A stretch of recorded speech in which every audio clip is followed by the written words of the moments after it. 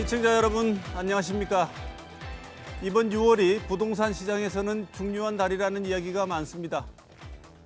지난 1일을 기점으로 집을 가진 사람들에 대한 과세가 강화됐기 때문인데요. 다주택자에 대한 인상된 종합부동산세가 적용되고 양도소득세 부담도 커졌습니다. 또 전세나 월세를 계약할 때도 매매 계약처럼 반드시 신고해야 하는 전월세 신고제가 시행되면서 임대차 3법도 완성됐습니다.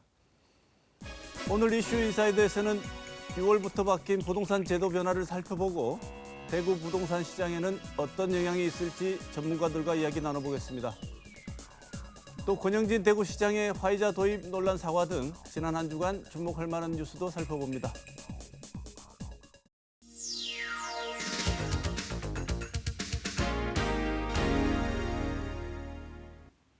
지난 한 주간 중요 이슈를 살펴보는 시간 뉴스 큐레이션입니다. 오늘도 보도국 김은혜 기자 나와 있습니다. 어서 오십시오. 안녕하세요. 김 기자, 지난 한 주도 만만치 않았죠? 네, 그렇습니다.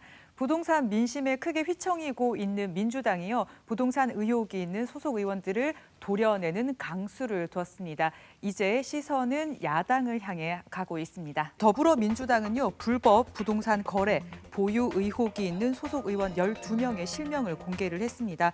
앞서 민주당은 권익위의 소속 국회의원과 배우자 그리고 직계 좀비속의 7년 동안의 부동산 거래 전수조사를 의뢰를 해서 결과를 통보받았었는데요. 3명은요. 지역구 개발 정보 같은 업무사항 비밀을 이용해서 땅을 사들인 의혹, 그리고 4명은 명의 신탁 의혹, 그리고 5명이 가장 많은데요. 농지법 위반 의혹을 받고 있습니다. 12명 중 비례대표 2명은 출당 조치를 했고요. 그리고 10명에는 자진 탈당을 권유를 했습니다. 일부는 당의 조치에 따르겠다, 그리고 경찰 조사를 받겠다 이렇게 얘기를 했고요. 일부는 사실이 아니다, 억울하다, 탈당하지 않겠다면서 반발을 하고 있는 상태입니다. 이렇게 강하게 나올 수밖에 없는 이유가 정부 여당을 바라보는 시선들이 워낙 따갑기 때문이죠. 당내에서도 고육지책이라는 평가가 나오고 있습니다. 단순 의혹이나 중복된 의혹도 일부 있지만요. 정부의 부동산 정책 실패에 분노한 민심을 최우선으로 고려해야 한다. 이런 위기감이 당내에서 작동을 했다. 악재를 차단하고 정면 돌파를 하겠다. 이런 의지를 보여줬다. 이런 말을 하고 있는데요. 제 식구 감싸기라는 말을 듣지 않기 위해서 의혹이 있는 의원들의 소명도 듣지 않고 이 결정을 내렸다고 합니다. 처음에는요. 중징계를 하겠다, 즉각 출당 조치를 하겠다 이런 말을 했는데 이번에 나온 거는 자진 탈당을 권유하는 정도였기 때문에 처음에 말했던 것과는 좀 다르다, 약하다 이런 얘기도 있는데 이건 또 당 내의 갈등을 또 최소화하기 위한 방침으로 보이고 있습니다. 어쨌든 의지 표명은 한 거니까요. 네. 그래서 다른 야권들 전체가, 정치권 전체가 같이 또 권익위에 조사를 의뢰했는데 물론 궁극적으로는 결론이 났지만 중반에 국민의힘은 다른 행보를 보여가지고 시선이 조금 따갑기도 했습니다. 정의당과 열린민주당, 국민의당, 그리고 기본소득당과 시대전환 등 국회 비교섭 단체 5개 정당도요. 지난 9일에 국민권익위원회에 소속 국회의원들에 대한 부동산 현황 전수조사를 의뢰를 했습니다. 시선은 국민의힘에 쏠렸는데 지난 3월부터 국민의힘은 감사원 감사를 주장을 했고요. 그리고 실제로 감사원에 갔습니다. 시간 끌기다, 국민을 우롱한다 이런 비판에도요. 감사원이 국회의원 감찰을 못해도 조사는 할 수 있지 않냐, 법만 바꾸면 된다, 여당이 합의를 해주면 된다 이렇게 이야기를 했었는데요. 감사원은요. 감사원법에 따라서 국회의원은 조사 대상이 아니다 이렇게 통보를 했고 국민의힘이 다시 권익위원회로 유턴을 했습니다. 네, 국민들이 짐작하는 이유도 있겠고 네. 또 정치적인 유불리도 감안을 했을 테지만 안 된다고 했잖아요. 감사원이. 네. 우리는 그것을 할 수 있는 법적인 근거가 없다. 이렇게 여러 차례 얘기했는데 왜 그랬을까요? 네, 국민의힘이 감사원만 고집한 이유, 3월부터요. 권익위는 민주당 출신의 위원장으로 있기 때문에 사실 좀 조사를 믿을 수 없다 이런 얘기를 했었고요. 그렇다고 검찰이나 공수처로 가자고 하니 더 큰 문제로 비화될까 봐 약간 좀 두려운 부분 있을 겁니다. 그런 와중에 야당이 우호적으로 여기는 차기 대권주자로도 꼽는 최재형 감사원장이 감사원에 있기 때문에 감사원으로 가자 이런 결론이 내부 회의에서 나왔다고 합니다. 이제 국민의힘이요. 30대 당 대표를 선출한 만큼 혁신의 아이콘이 됐잖아요. 앞서서 이런 감사원을 고집하지 말고 지금 한창 주가가 올라가고 있으니까 부동산 문제도 시원하게 다른 당들과 같은 조사를 받아보자라고 나섰으면 조금 더 좋지 않았을까 이런 생각을 해봅니다. 이제 부동산 의혹을 국민권익위원회가 들여다봅니다. 이 국민권익위원회가 이 수사 권한이 없음에도 불구하고 이 정도 결과가 나온 것 민주당의 경우만 봐도 이거는 이제 빙산의 일각이다 이런 말이 나오고 있는데요. 앞으로 권익위원회의 조사 결과도 주목이 되고요. 그리고 이 결과에 따른 다른 당들의 조치도 한번 지켜봐야 될 것 같습니다. 기존의 오래된 정치적 셈법은 더 이상 통하지 않는다는 것을 이번 전당대회에서 확인했을 테니까요. 네, 새로운 대표의 신선한 셈법을 기대하겠습니다. 네 그렇습니다. 다음 소식 전해주시죠. 백신 직구 구매 주선 논란과 관련해서 권영진 대구시장이 결국 공식 사과를 했습니다. 하지만 의혹과 비판은 여전합니다. 권영진 대구시장은 정부를 돕기 위해서 선의로 시작을 했지만 이 사안을 성급하고 과장되게 언급함으로써 이 정치적 논란으로 비화되도록 자초했다면서 고개를 숙였습니다. 독일 무역회사인데 주소는 미국 플로리다, 전화번호는 포르투갈, 그리고 홈페이지는 공사 중. 이걸 보고 여러 곳에서 대구시가 사기를 당한 거 아니냐 이런 비판이 끊이지 않았는데요. 대구시는 사기를 당한 게 아니라 단순히 백신 도입에 실패했을 뿐이다 이렇게 해명을 했습니다. 그리고 모든 잘못은 시장에게 있다고 했지만요. 메디시티 대구협의회에 책임을 짓기도 하는 발언을 했었고요. 그리고 제일 중요한 부분 혹시 여기에 돈 쓴 거 아니냐 이런 의혹에 대해서 쓴 돈은 없다라고 밝혔습니다. 시장이 공식적으로 사과를 했는데도 비판이 계속되고 있지요. 저도 영국, 캐나다, 일본에까지 이 뉴스가 등장한 걸 보고 이게 잠잠해지기가 쉽지 않겠구나 이런 생각을 했거든요. 예, 신천지 사태 이후에 다시 대구가 외신에 등장을 했는데요. 영국 공영방송 BBC는요. 백신 사기라는 제목으로 관련 내용을 보도를 하면서요. 권 시장이 정부의 백신 프로그램에 비판적이었다면서 이 정치적 의미까지 덧붙였습니다. 그리고 일본과 대만 언론에서도요. 대구 사례를 언급을 하면서 백신 사기 같다 이렇게 보도를 했습니다. 대구 경북 보건복지단체 연대회의는요. 이 화이자 같은 경우에 공급을 각국 정부나 이 초국가 국제기관에만 공급하는 것을 대구시와 또 의료 전문가들로 구성된 메디시티 협의회가 몰랐을 리가 없고 몰랐다면 무능과 무지의 극치라고 비판을 했습니다. 대구 경실련도요. 백신 도입 논란과 관련한 대구시의 변명과 책임 전가를 비판을 하면서 이 해명, 특히 돈을 쓴 게 없다 이런 해명을 인정할 만한 근거와 신뢰가 부족하다면서 행정사무조사를 대구시 의회에 요구를 했습니다. 뉴스민도요. 대구시와 메디시티 협의회에 백신 도입과 관련해서 특히 시장 명의의 구매 의향서를 포함한 관련 공문서가 있는지 정보 공개 청구를 했는데 양쪽에서 생산된 문서가 없다 이런 답변을 받았다고 합니다. 3천만 명분의 백신이 오기로 한 내용인데요. 생산된 문서가 없다는 거 정말 이 과정이 의혹이 제기됐고 또 사과를 했지만 과정은 깜깜이인 거는 여전한 것 같습니다. 대구시를 상대로 정부가 감사를 할 수도 있다죠? 코로나 때문에 미뤄졌던 대구시에 대한 합동 감사가 시작이 됐는데요. 관계자는요 사전 조사를 한 뒤에 위법성을 따져서 분감사에서 살펴볼 수 있다, 다뤄볼 수 있다 이렇게 이야기를 했습니다. 그리고 메디시티 대구협의회가 의사 단체라고는 하더라고요. 하지만 공동 이사장 그리고 이사진에 대구시가 지금 참여를 하고 있거든요. 그래서 관리 감독 권한이 분명히 있습니다. 그렇기 때문에 다음 주에 대구시 의회에서 열릴 정례회에서 이 문제를 어떻게 다룰지도 조금 기대가 됩니다. 네, 이 민망한 일이 일단락되기 위해서는 진행 과정에 대한 명확한 해명 조사가 끝나야지 될 것 같습니다. 그래야 더 이상 논란이 없죠. 네, 그렇습니다. 다음 소식 전해주시죠. 네, 지난주 기억나는 단어를 하나 꼽으라고 하면 저는 트래블 버블을 꼽고 싶습니다. 코로나19로 일상생활에 제약이 많아졌는데요. 모두가 일상 회복의 상징처럼 바랐던 이 해외여행을 가능하게 할 제도이기 때문입니다. 개점 휴업이 아니라 사실상 문을 닫다시피 했던 항공 여행 업계가 다시 문을 열 준비를 하고 있습니다. 백신 접종이 늘면서 조금씩 해외여행도 기지개를 펼 전망입니다. 정부가요, 양국이 서로를 여행 안전 권역, 트래블 버블 대상으로 지정을 해서 자가격리 없이 여행할 수 있도록 하는 방안을 발표를 했습니다. 일단은요, 백신 접종을 완료를 해야 되고요. 비행기 탑승 72시간 전에 유전자 증폭 검사에서 음성을 받아야 됩니다. 그리고 특정 공항과 직항 항공편으로 단체 여행만 가능한데요. 이 방역 가이드가 있어야 하고 감염을 최소화하기 위해서 호텔이나 식당 같은 이 여행사가 관리하는 동선으로만 움직일 수가 있습니다. 현재로서는요, 싱가포르, 괌, 태국, 대만.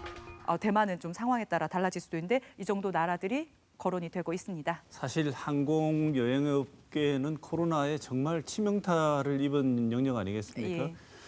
무급휴직을 한다든지 아니면 많은 사람들이 일자리를 실제로 떠났었잖아요. 네. 이번 이 정도라도 시작이 되게 되면 숨통이 좀 트이게 될 것 같은데요. 예, 그렇습니다. 이 백신 접종률이 높아지고 또 백신 여권과 관련한 논의도 알려지면서 이 잠재적인 여행 수요는 큽니다. 한 온라인 쇼핑몰에서는요, 지난달 말에서 이달 초에 해외 항공권 예약이요, 직전 주보다 442% 급증한 것으로 나타났는데요. 이것만 봐도 백신 접종 본격화로 해외여행에 대한 기대가 높아진 것을 보여주고 있습니다.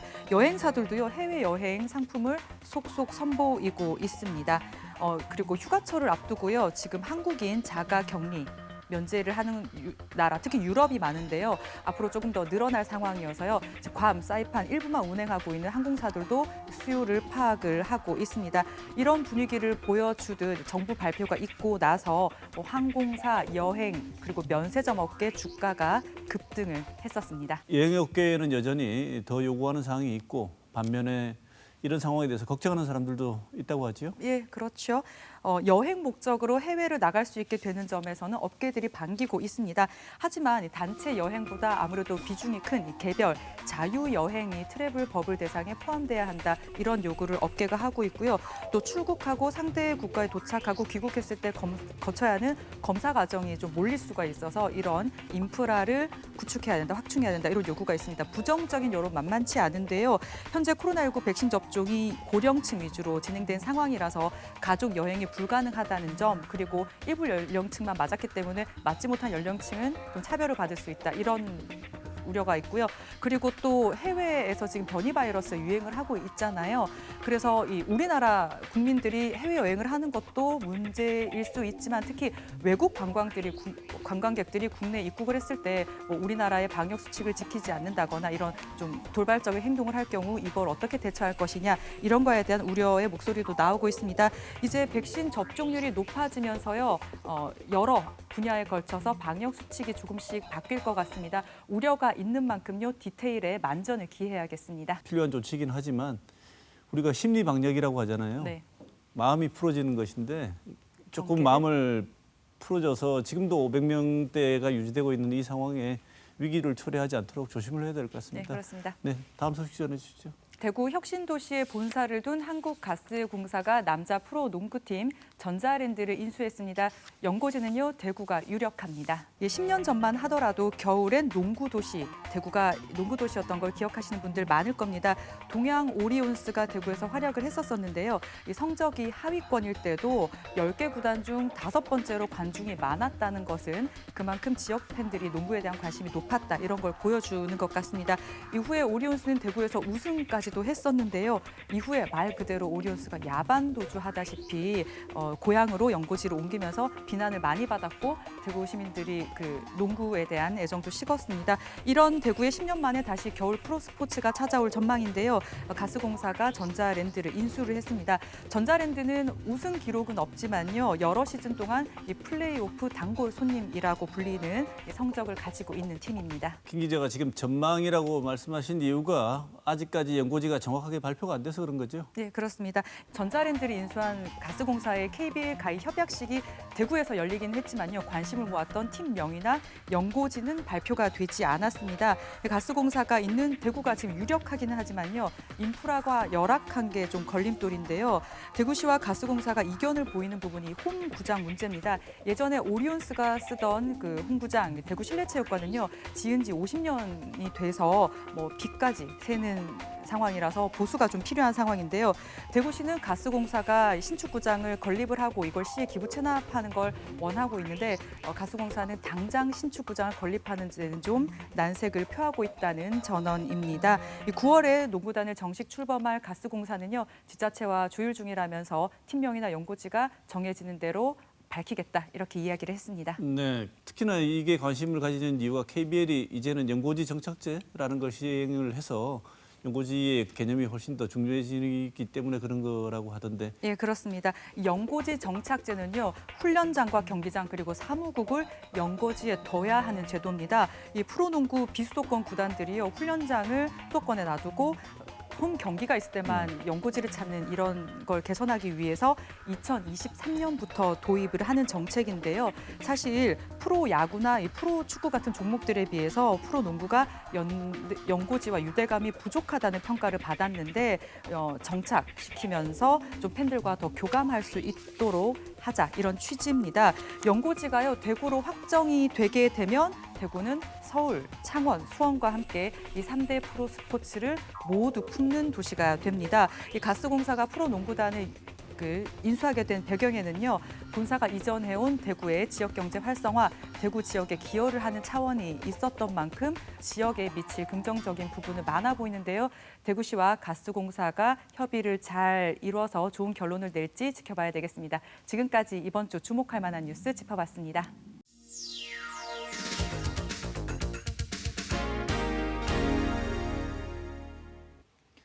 이번 달부터 다주택자에 대한 종합부동산세와 양도소득세 부담이 강화됐습니다.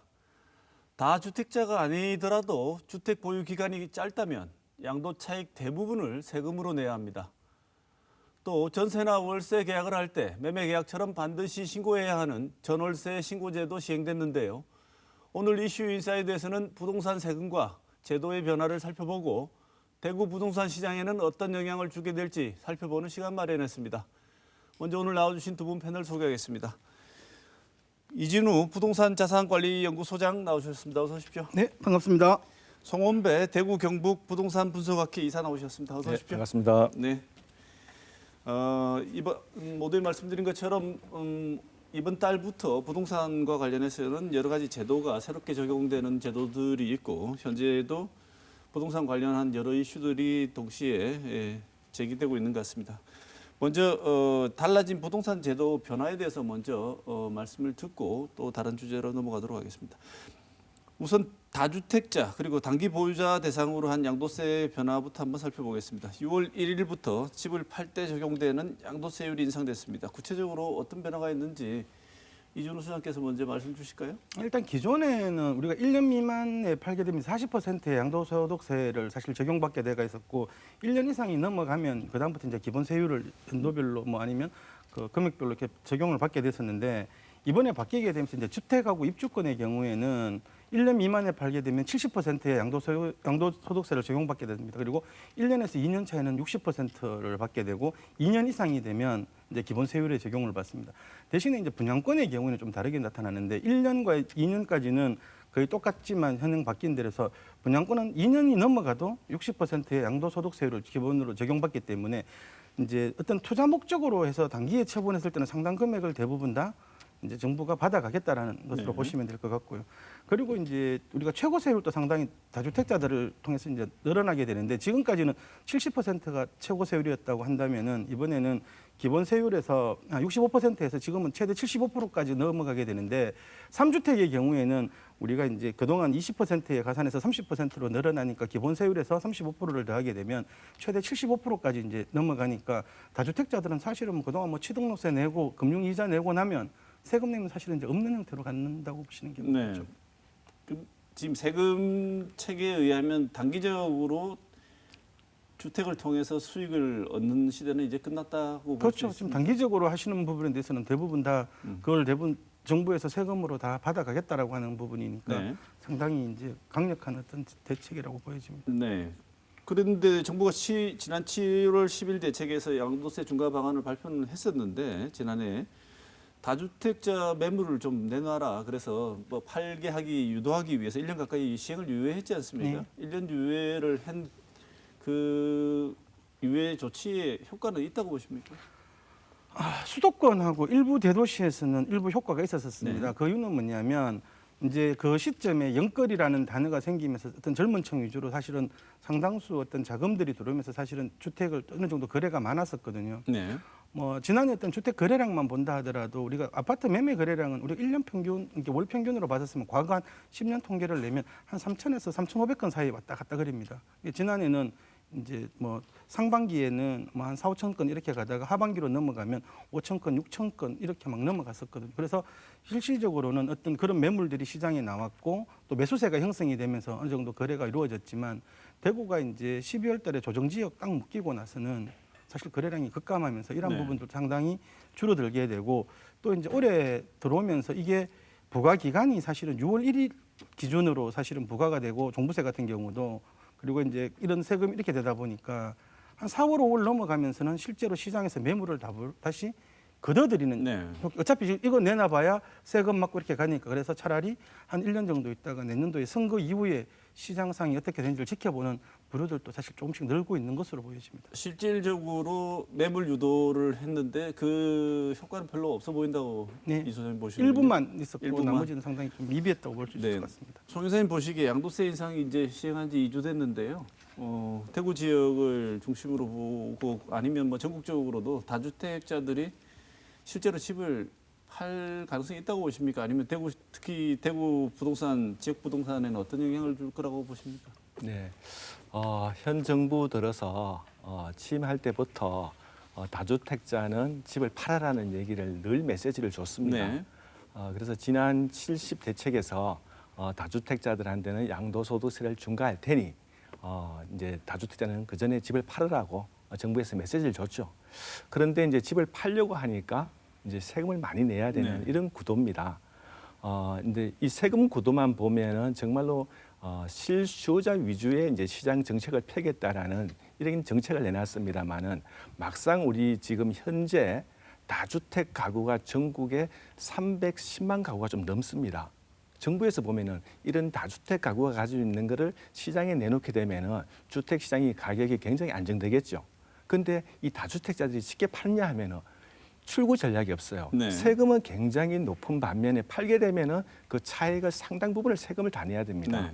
이런 구조다 보니까 사실은 다주택자가 팔지 못하는 이런 상황이고 또 이런 상황이 계속 이어지고 있는 가운데 올해도 사실은 매매 가격은 상향으로 가고 있습니다. 네. 거래는 줄었습니다만은 네. 매매 가격은 상승으로 이어지고 있는 거죠. 네, 지금 이런 일들이 벌어지고 말씀대로 팔 수도 없고 갖고 있기에는 세금 부담도 있으니 증여가 활발히 일어나지 않을까라는 얘기들이 있는데 실제로 증여가 많이 일어나고 있습니까? 네, 우리 대구에도 지금 4가구 중에 한 가구가 다주택 가구입니다. 네. 주택을 가지고 있는 가구 중에서 그런데요. 자, 현재 우리 대구에 증여되는 아파트 증여되는 월별 매매 거래량을 보게 되면은 2018년도에 월별 267건이 거래됐습니다. 2019년도는 190건. 그런데 작년에 무려 월별 466건. 올해는 월별 580건으로 증여가 급격하게 증가하고 있습니다. 네. 이것은 무슨 얘기입니까? 집을 팔게 되면 세금을 다 내야 되니까 증여를 해서 세금을 좀 줄여보겠다는 얘기겠죠. 그런데 왜 그러면 증여를 많이 하느냐? 세금에서 차이가 납니다. 지금 양도소득세 같은 경우에는 우리가 이제 다주택자가 중과세가 되면은 65%에서 75% 세금을 내야 됩니다. 네. 그런데 증여세를 보게 되면은 뭐 10%에서 20% 최대 50%까지 구간입니다. 그렇다면은 양도소득세 세금 많이 내기보다는 증여세로 오히려 절세하는 방법이 될 수도 있겠고 또 우리가 증여할 적에 대출도 있고 거기에 전세 보증금도 있습니다. 이걸 이제 부담부 증여라고 하는데 이렇게 하면은 좀 더 절세되는 방법이 되기도 하는 거죠. 그래서 오히려 다주택자들한테 집을 팔아서 안정화시키려고 하지만 오히려 시장에서는 세금 다 낼 것 같으면은 증여하겠다 이렇게 이어지고 있습니다. 네, 세금 내는 차라리 자식들에게 이번에 물려주는 게 훨씬 세금을 아낄 수 있는 길이고 주택 가진 분들 입장에서는 세금 많이 내고 팔기가 싫으신군요. 자식한테 줄지언정. 네, 맞습니다. 네. 자, 6월 달부터 달라진 부동산 제도 변화 중에 또 눈에 띄는 변화 중에 하나가 전월세 신고제인데요. 임대차, 흔히 말하는 임대차 3법이라고 하죠. 이 3법의 마지막 퍼즐로 불리던 주택 임대차 신고제가 이제 본격적으로 시행이 되게 됐는데, 이 의무 신고제 적용 대상이 있고 아닌 게 있지요. 네. 송 이사님, 구체적인 변화가 어떤 게 있는지 소개를 좀 해주실까요? 네, 우리가 정말 작년 8월 달에 임대차 3법이 이제 통과가 됐습니다. 그 첫 번째가 이제 임대 갱신율이 늘어나서 이제 최대 4년까지 살 수 있게끔 됐죠. 4년까지 살 수 있음으로 해가지고 임차인은 좋아졌습니다만 임대인 쪽에서는 불리하다고 판단해서 다시 전세를 놓는 경우에는 전세 가격이 껑충 뛰었습니다. 그래서 전세 가격이 껑충 뛰니까 다시 그게 매매 가격 상승으로 이어졌고요. 대신에 이제 또 임차인 쪽에서는 임대차 갱신료 금액이 5% 상한선이 있습니다. 네. 이제 이 두 개가 작년에 통과됐고 올 6월 1일부터 시작되는 게 지금 주택 임대차 신고제인데 전세 보증금이 6천만 원에서 월 차임이 이제 30만 원 초과되게 되면은 네. 이제 월세 신고를 해야 되는 거죠. 자, 이제 월세 신고를 하게 되면 이제 확정일자는 자동으로 등록이 되겠고요.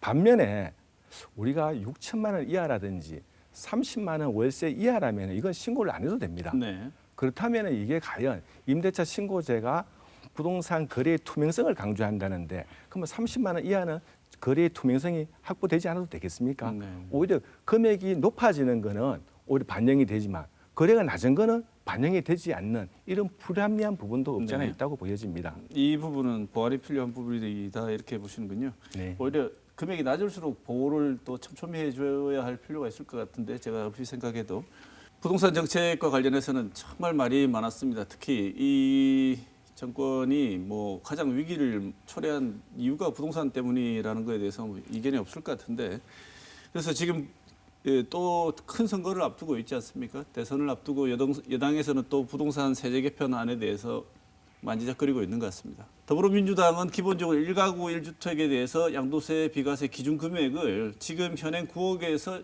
조금 올리자. 9억 넘는 아파트, 그러니까 집 주택가가 다 올라가지고 9억은 너무 많으니 12억 원 정도로 올리면 어떻겠느냐는 방안을 검토하고 있는데, 송 선생님, 보통 관심 있는 분들은, 당사자들은 잘 아시겠지만 양도세, 비과세 기준 금액이 9억에서 12억 원이 된다는 이 말 자체를 그냥 쉽게 설명하자면 12억 원 이하의 주택을 팔 때는 양도세 안 매기겠다, 이렇게 봐도 되겠습니까? 네, 우리가 뭐 세금 납부하는 걸 좋아하는 사람 아무도 없겠죠. 네. 1세대 1주택이 9억 이하가 비과세라면은 그걸로 인해서 우리가 많은 또 부동산 재테크를 많이 해오고 있었습니다. 네, 네. 그런데 우리가 9억 이하가 과연 대구에 얼마나 있을까요? 그런데 우리가 공시가격 기준을 따져보게 되면은 지금 전국에 공시가격 6억 이하가 전체의 92%입니다. 예, 우리 대구는 96%입니다. 6억 이하가.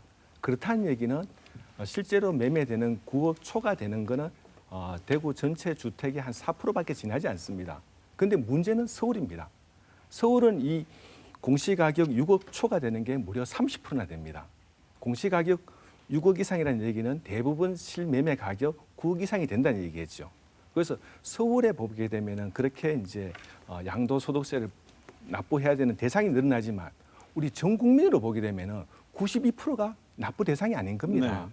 지금도 우리가 대구 집값 다르고 서울 집값 다르고 또 우리 인근에 있는 경산, 뭐 구미 집값 다르지 않습니까? 네네. 이쪽에서 보면은 정말로 서울의 집값 10억 얘기하는 거는 먼 나라 얘기 같습니다. 네. 그렇기 때문에 한편으로 보면 이건 서울 위주의 오히려 부동산 정책 아닌가. 네. 우리 대구 지역에서 보면은 이 구간에 있는 사람이 많지가 않습니다. 네. 그래서 전체로 보면 4%밖에 되지가 않고 또 실제적으로 또 9억 초가 되는 공시가격 9억 초가 되는 거는 대구의 1% 남짓입니다. 네. 이거 생각해 보면은 진짜 이거 12억 올린다고 해서 대구에 몇 명 늘어나는 것이 중요한 것이 아니라 우리 전국 시장을 보게 되면은 오히려 이런 과세는 필요한 거 아닌가 이렇게 판단해 봅니다. 네. 양도소득세가 9억에서 12억으로 올라가는 부분들은 어느 정도 좀 이루어져야 된다고 보여집니다. 실제 이거는 실거래가 기준으로 양도세액이 나오다 보니까 대구의 수성구에 있는 아파트들 중에 상당수가 사실 이렇게 넘어가게 되거든요. 네. 물론 이제 이게 우리가 9억이 넘는 아파트들이나 주택의 경우에는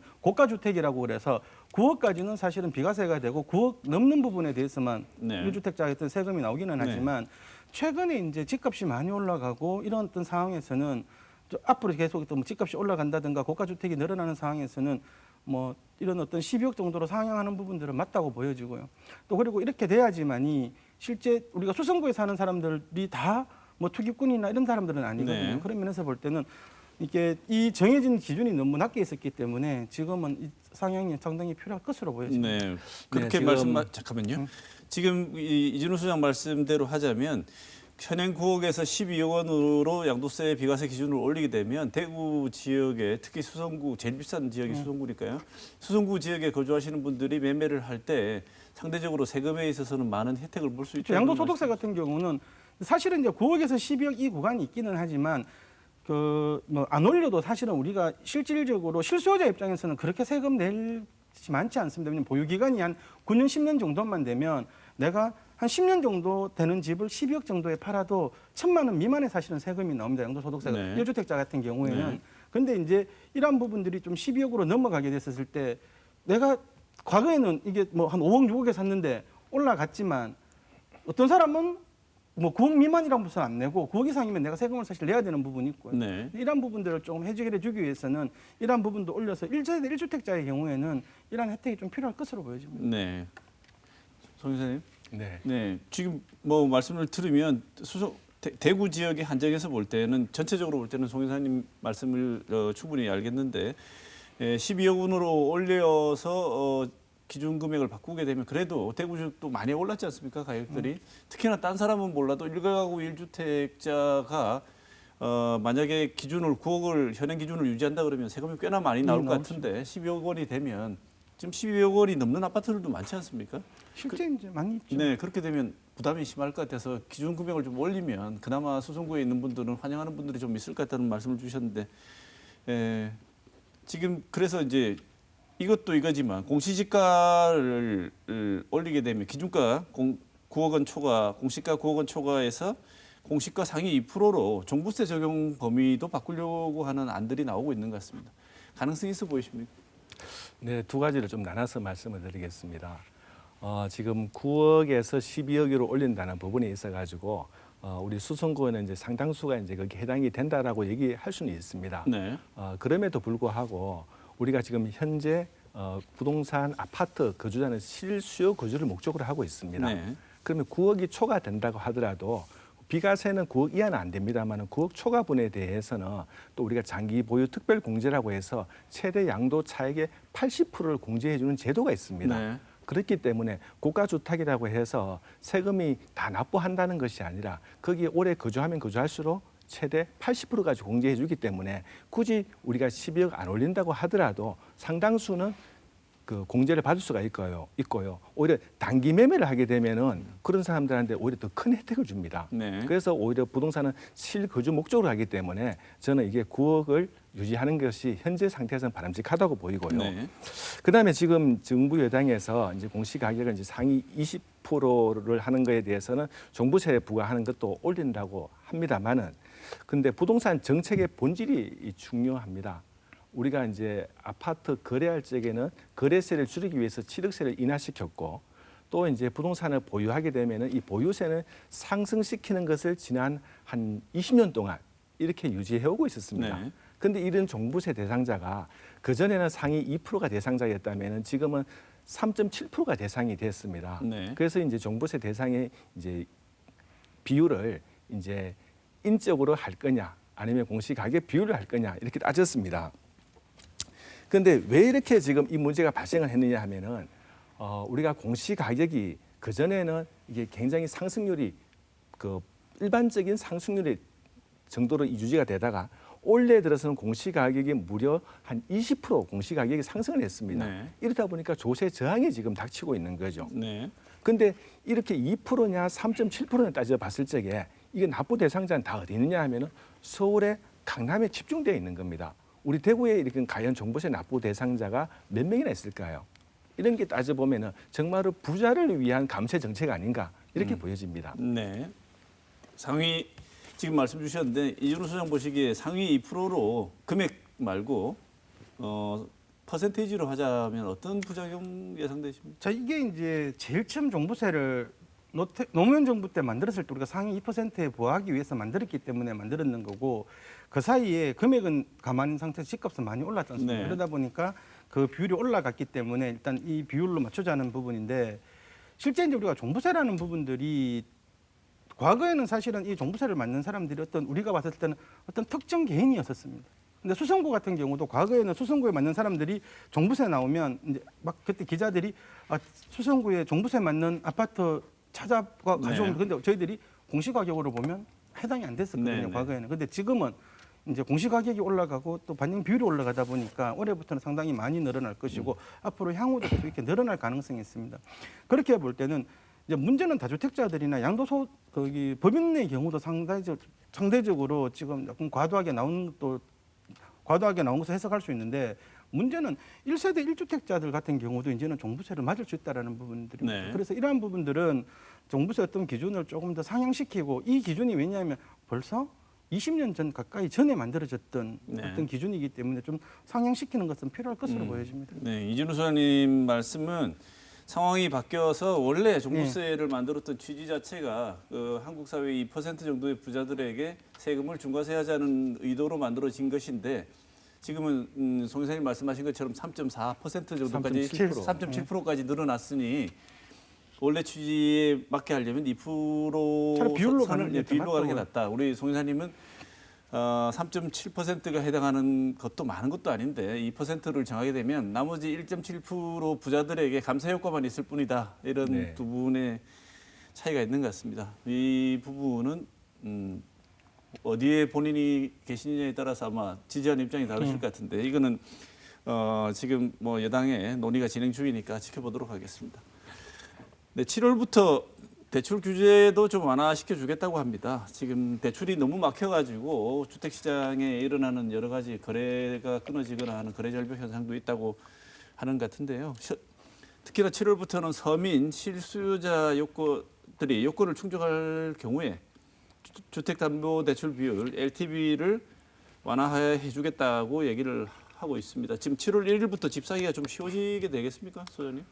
실제는 이제 이러한 부분들은 좀 빨리 나왔어야 된다고 보여집니다. 왜냐하면 지금 이제 사실은 어떤 서민들도 뭐 무주택자들도 있지만 사실 1주택자들은 정말 징검다리를 사실 없애버렸기 때문에 사실 네. 이제 어렵다 하지만 무주택자들 같은 경우도 사실은 이제 뭐 조정지역이나 토기과열지역에 들어가면 대부 비율이 너무 낮다 보니까 사실은 집 사기가 상당히 어려운 부분들이 사실 많이 있었습니다. 네. 그런 면에서 볼 때는 일단 정말 내 집이 필요하신 분들한테는 어떤 장기 모기지라든가 아니면 대부 비율을 좀 올려서라도 집을 좀 편안하게 그렇게 주관정에 대해서 좀 만들어줘야 되는데 그동안 이런 부분들이 너무 강화 위주로 갔기 때문에 이런 부분들은 그나마 좀 주택시장의 일부 숨통이 튈 것으로 보여집니다. 네. 그래도 이런 조치가 실제 소유자들에게는 도움이 되는 조치다라고 말씀을 주셨는데 그런데 일각에서는 정부가 집값이 고가라고 해서 이런 대출 규제를 만들어 놓고 또 지금 와서 대출 규제를 푸는 것이 너무 모순적이지 않느냐라는 지적도 일부 있는 것 같습니다. 송은배 이사님 어떻게 생각하십니까? 네, 지금 대출이라는 것이 규제 전과 규제 이후로 나눠질 수가 있겠습니다. 네. 우리가 규제 전에는 주택담보대출을 70%까지 해줬습니다. 그런데 우리가 수성구가 2017년도에 투기가해지구가 지정됐습니다. 투기가해지구는 LTV가 40%로 제한됩니다. 그다음에 작년 12월 달에는 대구 전역이 조정 대상 지역이 됐습니다. 네. 조정 대상 지역에는 LTV 비율이 50%로 줄어들었습니다. 이제 이렇다 보니까 이제 무주택자도 또 1주택자도 대출을 과거에는 70%, 또 임대사업자 같은 경우는 90%까지 대출 받던 것들이 이제는 40%, 50% 줄어드는 거죠. 네. 근데 이제 사실 어떻게 보면은 무주택 서민 입장에서는 이 대출을 이용해서 지금 새 집을 마련할 수 있는 기회가 있었는데 네. 지금은 어떻게 보면은 대출 규제로 인해서 집을 살 수 있는 기회마저 상실됐습니다. 네. 그래서 이런 부분을 보완하기 위해서 이제 정부에서 서민 실수요자에 대한 주택담보대출을 우대 요건을 이제 새로 만들었습니다. 네. 그게 이제 두 가지가 있습니다. 일단은 기본 전제가 집이 있으면 안 됩니다. 무주택 세대주여야 하며 네. 그리고 또 소득이 9천만 원이거나 1억 이하여야지 됩니다. 그랬을 경우에 투기 가열 지구에서는 이제 당초에는 6억, 5억 하던 것을 이제는 9억, 8억으로 좀 조정시켜 놨고요. LTV 비율을 최대 20%까지 이제 상향을 시켜 놨기 때문에 네. 지금 여기 해당되는 서민 실수요자라면은 그냥 40%, 50%가 아니라 최대 60%까지 받을 수 네. 있다는 겁니다. 네. 이런 조치는 이런 분들한테 실제 수요가 필요했는데 대출이 묶여가지고 전혀 그야말로 옴짝달싹할 수 없었던 분들한테는 실질적인 도움이 될 거라고 보시는군요. 네, 맞습니다. 네. 자, 이제 대구 지역 집값 부동산 상황 한번 짚어보겠습니다. 대구가 지난해 12월 대구광역시 그다음에 경산까지 조정대상 지역으로 지정을 했었습니다. 조정대상 지정 후에 지역 부동산 시장에 나타난 변화에 대해서 이진우 선 말씀을 좀 주실까요? 일단은 이제 대구가 조정지역 딱 들어가고 나서 가장 이제 줄어든 부분들이 주택 거래량이었었습니다. 네. 그 전까지 이제 마지막 3분기 월 평균 거래량이 한 5천 건 이상이 되던 거래량이 네. 딱 조정지역 들어가고 나서 2,100건으로 사실 그 다음 1분기가 줄게 되고요. 네. 4월 달에는 또 2,000건 이하로 떨어지게 됩니다. 이렇게 4개월 정도 이렇게 평균 10,000건 이하가 나온 적이 아마 이런 어떤 조사를 한 이래로 아마 최초인 것 같습니다. 대구 실제 같은 경우는 그 정도로 일단 거래 시장이 많이 죽어버렸고요. 그리고 청약 시장에서도 이제 조정 지역의 영향도 있지만 사실은 청약 시장에서는 분양권 전매 제한 조치가 이제 본격화되기 시작을 했고 올해 입주 물량에 대한 부담이나 이런 것들이 느껴지면서 사실 청약 시장이 조금씩 떨어지고 있고요.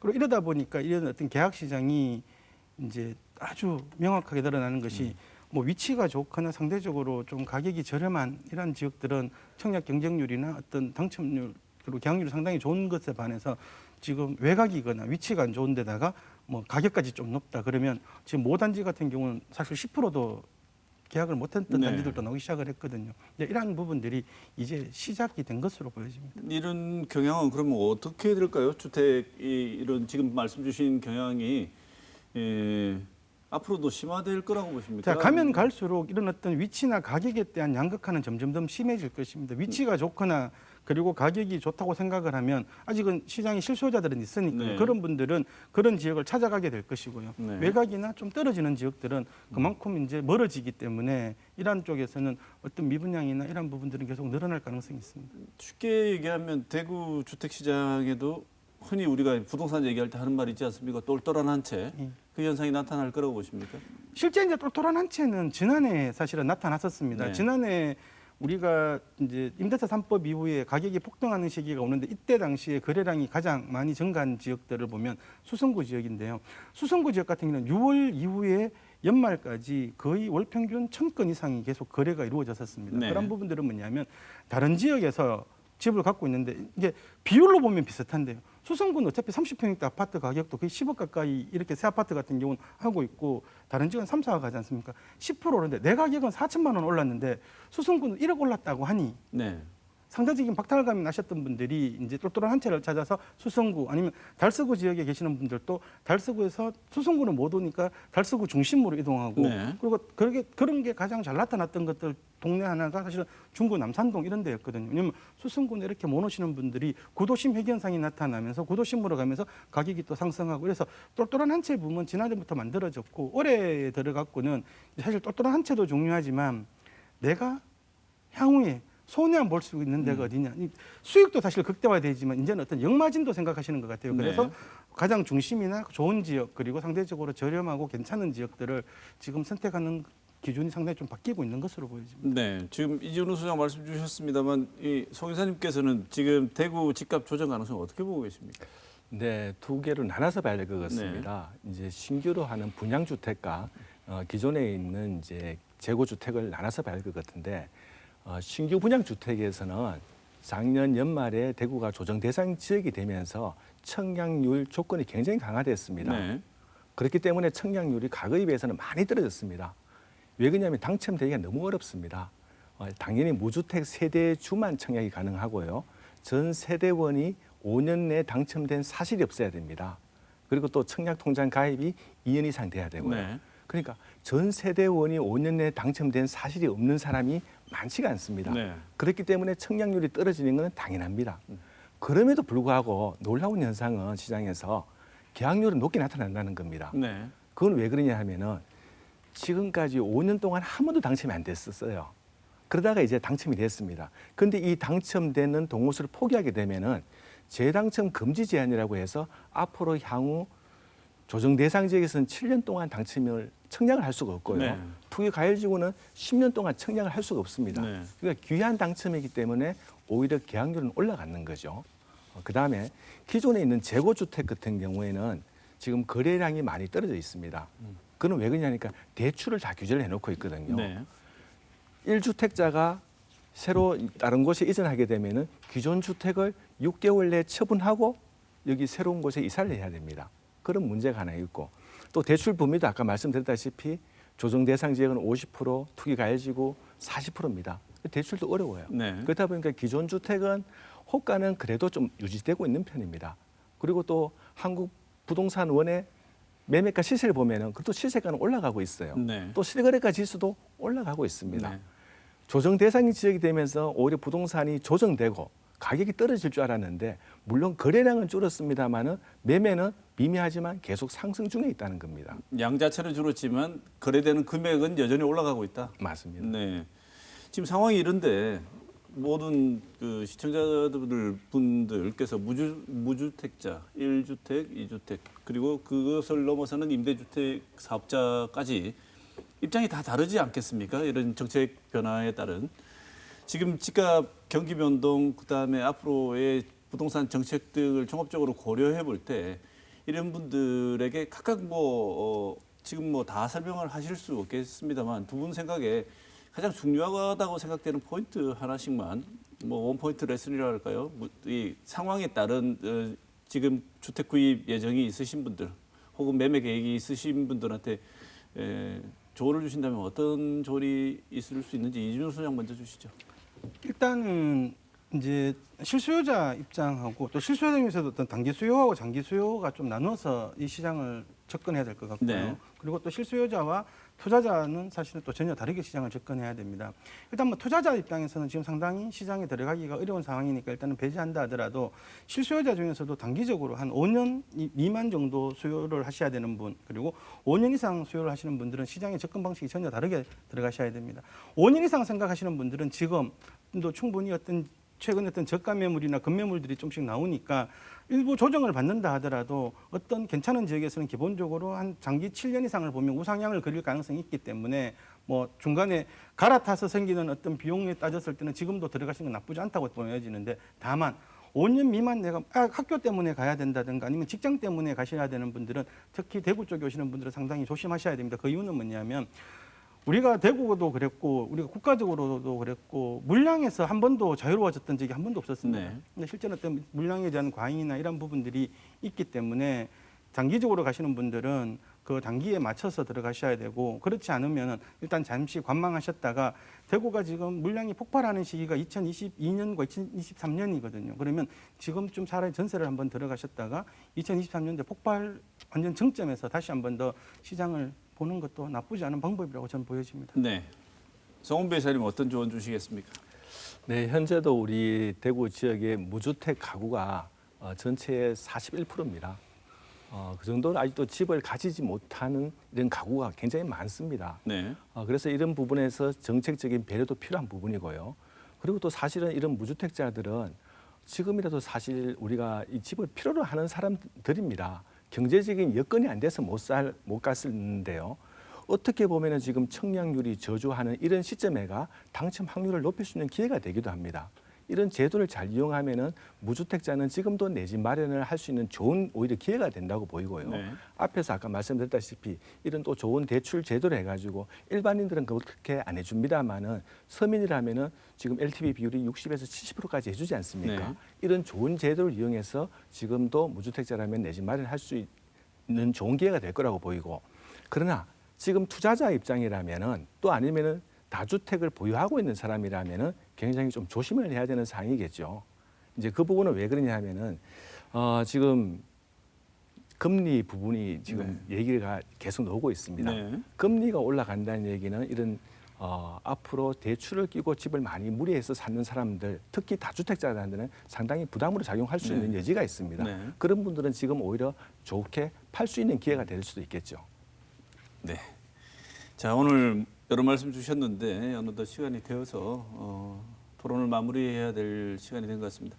오늘 못다 하신 말씀이나 그동안 사실 두 분 말씀 계속 하셨지만 부동산 정책이 하도 여러 각도에서 다양하게 나와서 오히려 국민들에게 혼란을 가중시켰다는 비판도 많이 있을 수 있을 것 같습니다. 그 모든 점과 오늘 우리가 얘기 나누었던 정책적인 변화 관련해서 보완이 필요하거나 하는 내용 전체를 포함해서 두 분 마지막으로 하시고 싶은 말씀 각 1분씩 드리겠습니다. 이준우 선생님 먼저. 사실 현 정부는 지금 무주택자들을 위한 사실 대책만 내놓고 있거든요. 근데 우리가 사실은 1주택자들도 사실 실수요인데 지금 징검다리 정책이 다 사라져 버렸습니다. 네. 내가 옮겨 갔었을 때 이분들이 뭐 6개월 안에 집 팔아야지 어떤 혜택을 받고 3년 안에 집 팔아야지 어떤 혜택을 받는 상황이라면 사실은 이렇게 불확실한 상황에서 그 집 못 팔면 잘못하면 죄인이 될 수 있거든요. 그래서 이런 어떤 1주택자들이 옮겨갈 수 있는 징검다리 대책이 나와야지만이 그나마 지금 얼어붙고 있는 주택 시장을 살릴 수 있지 않겠나 그렇게 보여집니다. 네. 송은배 이사님. 네, 우리 이 주택 시장을 우리 대구 시장만 볼 것이냐 아니면 서울 시장 전국을 볼 것이냐로 또 나눠볼 필요가 있습니다. 우리가 지금 대구는 지난 2018년도부터 해서 공급이 굉장히 많이 늘어났습니다. 지금 대구는 지난 2018년도부터 한 9만 세대 정도 공급이 됐습니다. 올해만 하더라도 23개 단지에 한 11,000세대가 공급이 됐는 거죠. 그런데 서울에는 2018년도부터 공급했는 게 대구 공급 물량의 한 60% 수준밖에 되지는 않습니다. 특히나 올해 서울에 공급했는 거는 1,000세대 남짓입니다. 그렇다는 얘기는 서울에는 인구도 저렇게 많고 또 주택을 수요를 희망하는 사람도 많은데도 불구하고 공급이 많이 부족합니다. 그런데 지금 정부에서 늘려준다고는 하지만 과연 이게 단기간에 늘어날 수 있는 상품이 아닙니다. 그렇다고 보면 서울의 집값은 굉장히 앞으로 시한폭탄을 치고 있다고 해도 과언이 아닐 겁니다. 그래서 정부에서는 공급 증가를 계속적으로 추진해야 될 거라고 보이고요. 우리 대구에 이제 공급이 좀 많다라고 얘기를 하고 있습니다만은 그나마 이제 대구는 공급 수위 조절이 들어갔습니다. 올 5월 말부터 해서 상업 지역의 용적률 제한을 당초 700%, 800% 주던 것을 이제는 400에서 450% 줄여놨습니다. 그래서 이런 공급 물량을 좀 조절하고 있는 편이라고 보여집니다. 네. 자, 오늘 새로 바뀐 부동산 제도와 관련된 내용 그리고 대구의 부동산 현황과 지금 거래 그다음에 대응 방법에 대해서 이진우 부동산 자산관리연구소 소장, 송은배 대구 경북 부동산 분석학회 이사 두 분 모시고 좋은 말씀 나눠봤습니다. 두 분 오늘 말씀 감사드립니다. 고맙습니다. 네, 고맙습니다.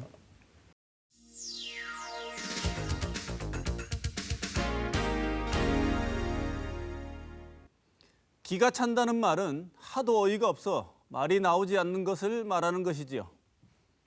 일본 강제징용 관련 재판에서 판사도 재판정에서 정치를 할 수 있다는 것을 보여주었다고 생각합니다. 3년 전 대법원 전원합의체가 내린 판결을 정면으로 뒤집고 각하 결정을 내렸습니다. 선고 날짜도 급히 변경해 당사자들은 법정에 나올 수도 없었고 1분 남짓한 시간에 선고는 끝났습니다. 법원은 법정의 평온과 안정을 위해 선고 기일을 앞당겼다고 합니다. 해괴한 논리이자 피해자에 대한 헤아림은 눈꽃만큼도 없어 보입니다. 물론 하급심이 대법원의 판단과는 다른 판단을 할 수도 있습니다. 그러나 정작 법적 판단에 필요한 법리적 요소를 찾아보기 어려워 법리는 앙상한 반면 문명국의 위신이 추락한다거나 일본과 미국과의 관계가 훼손된다는 법리 아닌 정치적 내용을 판결 이유로 들고 있습니다. 이토록 나라 걱정 많은 이 재판부는 한강의 기적이 일본 덕분인 듯 말하고 있습니다. 현재 일본에 대한 선호의 문제에 의해서가 아니라 일본 제국주의의 논리를 수용하거나 따랐던 사람을 우리는 친일파라고 부르고 있습니다. 탄핵 청원이 20만 명을 넘긴 김양호 판사를 두고 인터넷상에서는 재판장이 아니라 재팬장이라고 부른다고 합니다. 이번 주 시사톡톡은 여기서 마치겠습니다.